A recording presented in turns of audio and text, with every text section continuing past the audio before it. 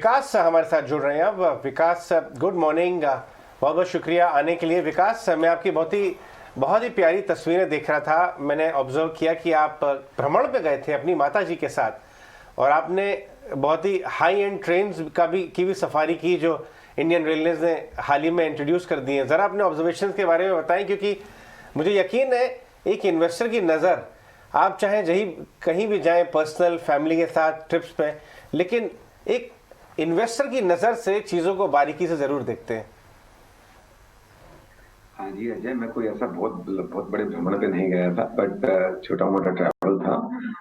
But बिल्कुल इस बात तो आप कभी भी कोई देश के किसी भी हिस्से में ट्रैवल करेंगे तो एक चीज तो बहुत तय है कि इंफ्रास्ट्रक्चर में जो इन्वेस्टमेंट हो रहा है वो एक बहुत बड़े पैमाने पे हो रहा है। रेलवे के अंदर जो इन्वेस्टमेंट्स है वो भी एक बहुत बड़े पाए पे हो रहा है, चाहे वो स्वच्छता को लेके हो, इंफ्रास्ट्रक्चर को, आज ट्रेनें टाइम पे चल रही हैं, चाहे उनका internal infrastructure of train has been upgraded safety और कंफर्ट को ध्यान में रखते हुए।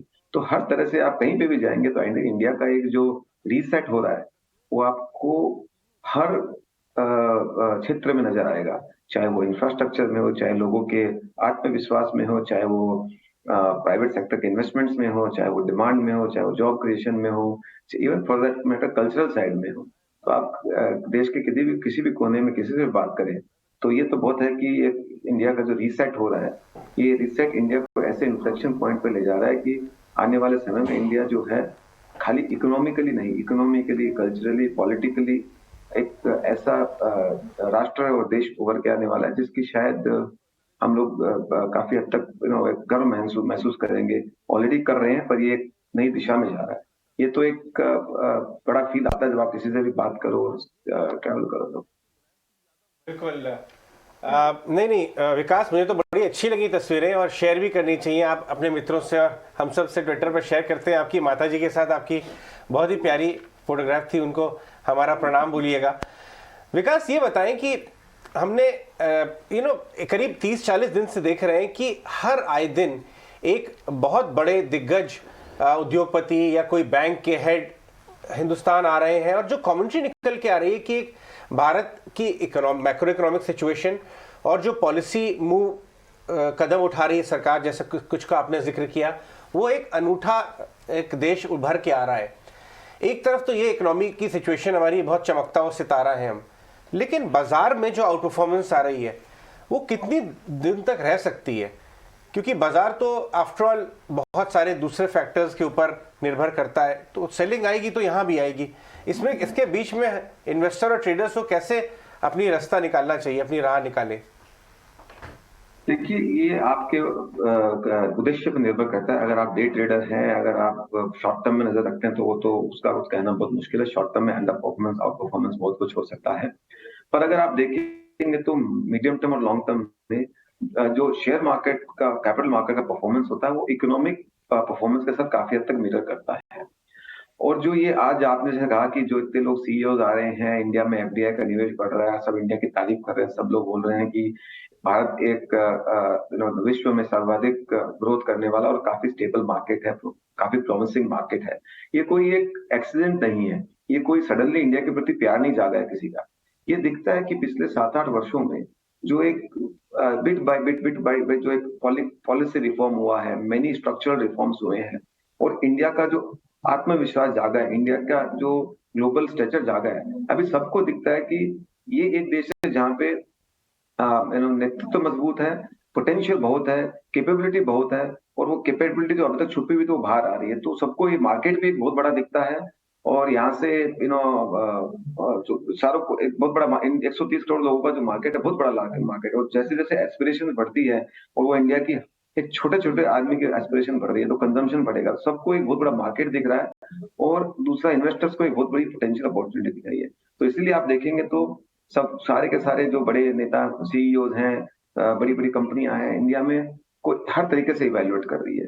तो ये जब जो एक 5-7 साल 10 साल का ट्रेंड है, तो इसको short term out performance under performance से नहीं देखा जा सकता। ये मैं ये नहीं जानता कि विश्व के दूसरी ऐसी कौन सी अर्थव्यवस्था है जो 7 से 8% अगले 10 साल तक ग्रोथ कर सकती है।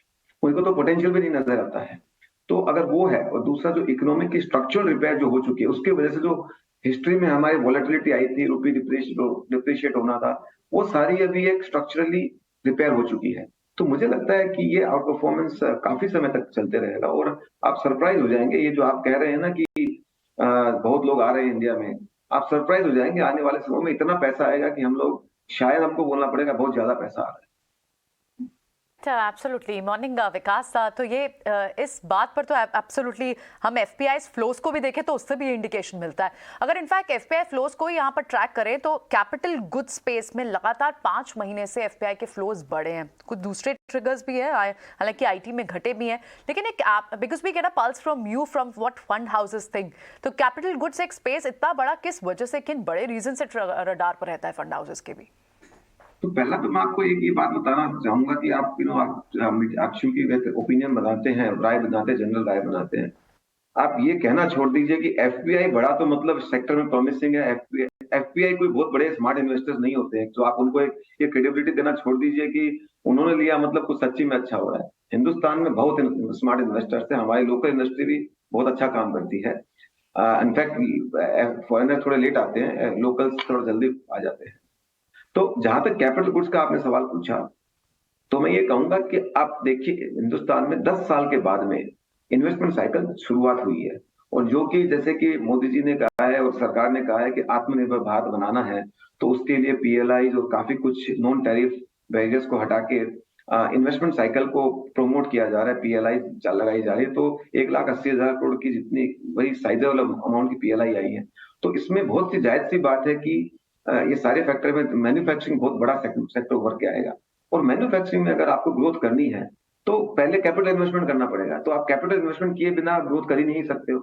तो सबसे पहले आपको जो सेक्टर में इसका रुझान दिखेगा वो कैपिटल गुड्स होता है, और कैपिटल गुड्स के सेक्टर में क्या 10-20 कंपनियां ही बहुत बड़ी कंपनियां हैं, तो वो आपको लगेगा कि वो एक सेक्टर महंगा हो गया है, सेक्टर ग्रो कर रहा है, तो पैसा वहीं आने वाला है शुरुआत में। ऑफकोर्स जैसे जैसे आगे बढ़ेगा तब तक मैन्युफैक्चरिंग की कंपनियां भी अच्छा कर रही है। तो ये तो एक 10 साल के बाद का ट्रेंड है, जो शायद मुझे लगता है अगले 5-7 साल और कम से कम चलेगा। काफ़ी इंटरेस्टिंग। जैसे अजय ने आपको बताया ना, आप काफ़ी घूमते रहते हैं और ऑब्जर्व काफ़ी अच्छा करते हैं। इस बार आप जो बात बता रहे थे ना कि आपको जो चेंज दिख रहा है वो इंफ्रा में दिख रहा है। विकास, इसके अलावा आपको चेंज और कहाँ कहाँ पे अच्छा दिख रहा है जो आप नोटिस कराएं? वो घूमने के अलावा भी हो सकता है, वो हो सकता है बैलेंस शीट्स में दिख जाए, हो सकता है आपको लोगों के कंजम्पशन से दिख जाए, या वो कहीं और से कहीं दिख जाए। और कहाँ पे आपको ऐसा चेंज दिख रहा है जो आपको लग रहा है कि हाँ ये बहुत वाइबल चेंज हो रहा है? शायद हमने इस पे पहले भी बात की है। मेरा मानना है कि मैन्युफैक्चरिंग के अंदर एक बहुत बड़ी स्ट्रक्चरल चेंज हो रही है। इसको शायद आज भी काफी स्केप्टिकल लोग हैं, उसको स्केप्टिक नजर से ही देख रहे हैं, पर अगले 5 से 10 वर्षों में मुझे लगता है इंडिया एक मैन्युफैक्चरिंग हब बन के उभरेगा। शायद जो मिड 90s में आईटी था, वो उसका हल्का फुल्का रूप हमको मैन्युफैक्चरिंग में देखने को मिलेगा। और हम जैसे छोटी छोटी कंपनियों से बात करते हैं, चाहे वो छोटी कंपनी हो चाहे वो बड़ी कंपनी, हर कंपनी एक अपना एक्सपेंशन का प्लान बना रही है। ऐसा कब होता है, और एक्सपेंशन कर रही है, ऐसा कब होता है? जब होता है कि जब एक डिमांड एनवायरनमेंट स्ट्रांग हो, एंटरप्रेन्योर्स को समझ में आ रहा है कि आने वाला समय बहुत अच्छा रहने वाला है, उसमें रिस्क कम है, अपॉर्चुनिटी ज्यादा है, तब जाके आदमी केपेक्स करता है। तो मुझे लगता है मैन्युफैक्चरिंग में अगले 3 से 5 वर्षों में, मुझे लगता है सारे बाकी सब सेक्टर से ज्यादा जो वेल्थ क्रिएट होगी उसके अंदर। और हम जब कंपनी से बात करते हैं तो हमको पता चलता है कि इस बार एमएसएमई में एसएमई भी काफी बड़ा केपेक्स कर रही है। हिस्टोरिकली आप देखेंगे तो हमारी केपेक्स साइकिल जो है वो लीड की गई है बड़े मेजर स्केल केपेक्स से, 10,000 करोड़, 20,000 करोड़, वो भी होगा। पर दूसरा, इस बार जो एमएसएमई और एसएमई 50 से 100 करोड़ का केपेक्स, 500 करोड़ का केपेक्स करने वाले बहुत आगे आ रहे हैं। इनफैक्ट एबीबी के चेयरमैन ने एक स्टेटमेंट भी दिया था in one of the conversation कि हिस्टोरिकली उन्होंने बड़े केपेक्स पे बड़ा फोकस किया था। इस बार ये 50 से 500 करोड़ के केपेक्स में उनका फोकस काफी बड़ा है। जब एबीबी जैसी कंपनी ऐसा कोई फोकस चेंज करती है तो आप समझ सकते हैं कि उसका उसका क्या मीनिंग होता है। तो ये एक बड़ा सेक्टर है। और तीसरा, मुझे लगता है कि आपको बैंकिंग के अंदर भी एक आज हम ऐसे मुकाम पे खड़े हैं जहां पे हमारे सब बैंक्स की बैलेंस शीट्स अच्छी हैं, वेल कैपिटलाइज हैं, और इकोनॉमी में क्रेडिट ग्रोथ बढ़ रहा है। तो वो एक ऐसा सेक्टर है जहां पे पेनिट्रेशन डीप रूटेड हो चुका है, इंडियन बैंकिंग गांव गांव में तक पहुंच चुकी है। तो उसका, और जब गांव में पहुंच जाती है, उसका डेटा क्रिएट हो जाता है, तो काफी पॉपुलेशन जो पहले लेंडेबल नहीं थी वो अब लेंडेबल हो जाती है। तो क्रेडिट का जो पेनिट्रेशन है वो अभी तक मुझे लगता है उसका फायदा और डिविडेंड अभी तक इंडिया और इंडियन इकोनॉमी ने देखा ही नहीं है। तो ये आने वाले समय में हमको एक बड़े हद तक देखने को मिलेगा, जिसका खाली बैंकिंग सेक्टर में तो फायदा होगा ही होगा, पर उसका मल्टीप्लायर इफेक्ट डिमांड साइकिल पे भी बड़ा होगा। जी हाँ, बैंक्स स्पेसिफिकली आईसीआईसीआई बैंक पे आप प्रीवियसली भी काफ़ी बुलिश रहे हैं। प्राइवेट सेक्टर, पब्लिक सेक्टर सभी इस समय बैंकिंग स्पेस में क्रेडिट ग्रोथ की रिवाइवल जो कि 16% हिट कर गई है, आरबीआई गवर्नर ने डेटा शेयर किया, उसके काफ़ी बड़े ग्रोथ ड्राइवर्स हैं। मैं डिफेंस पे आपसे बात करना चाहूँगा विकास, क्योंकि लास्ट 10 दिनों में वापस से हमने डिफेंस स्पेस में एक बड़ी रीरेटिंग देखी एक तरफ। दूसरी तरफ हमने देखा एयरफोर्स डे पे सैटरडे को किस तरीके से इंडियन एयरफोर्स ने अपनी पूरी फ्लीट को इतना अपग्रेड कर दिया है। लास्ट 15-20 दिनों में ऑलमोस्ट एवरी डे कभी लाइट हेलीकॉप्टर इंट्रोड्यूस हो रहा है, कभी भारत डायनेमिक्स की कुछ नई, मतलब हर आए दिन न्यूज़ फ्लो इतना ज़बरदस्त है। मैंने कभी डिफेंस सेक्टर में इतना न्यूज़ फ्लो नहीं देखा। आपने डिफेंस में बेट काफ़ी समय से पहले लेना शुरू कर दी थी, ये सेक्टर स्टडी किया था, अभी आप होल्ड कर रहे हैं अपनी पोजीशन डिफेंस में, आप ऐड कर रहे हैं, कैसे देखते हैं आप यहाँ इन्वेस्टिंग अपॉर्चुनिटीज? जी, हमारा ये मानना है कि मैं इस बारे में ये शायद काफी लोगों ने बिलीव नहीं किया। मोदी जब प्रधानमंत्री बने थे उन्होंने सबसे पहले एक बात की थी, मेरा विजन है, मैं डिफेंस का एक्सपोर्ट चाहता हूँ। और जो आज उन्होंने 6-7 साल बात की थी, वो आज उसका थोड़ा हमने एक ट्रेलर देखा है। पर आप ये समझिए कि इस जगह पे पहुंचने के लिए पिछले 5-6 वर्षों में बहुत काम हुआ है। आपको काफी हद तक एक स्ट्रक्चरल रिफॉर्म करने पड़े हैं, चाहे वो डिफेंस के बाइंग के सेटअप के अंदर हो या फिर मैन्युफैक्चरिंग की प्रोसेसेस के अंदर हो।